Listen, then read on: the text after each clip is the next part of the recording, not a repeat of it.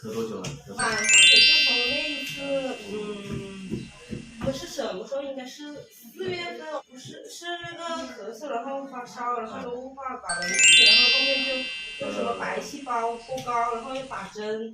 然后到这一次又是咳嗽，又去医院看了，1天都有点咳，白天早上咳得厉害，晚上也咳得厉害。临床上很多小朋友反反复复咳嗽，父母一去医院做检查就是支原体感染，然后就给吃阿奇做雾化，咳嗽反反复复，老是不好，难以断根，甚至越来越严重，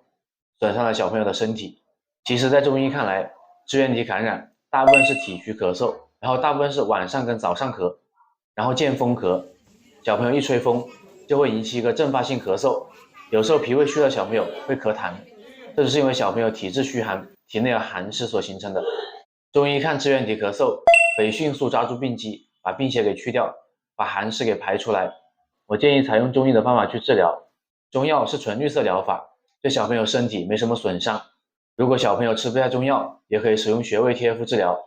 中药穴位贴可以快速止咳，通过皮肤吸收药物的4气5味，孩子咳嗽止住后，就给小朋友用中药膏方调脾胃，这样子支原体咳嗽才能断根。小朋友如果得了支原体，家长可以优先考虑中医治疗，对于雾化、阿奇这类一定要慎重，不然小孩子咳嗽就难以断根，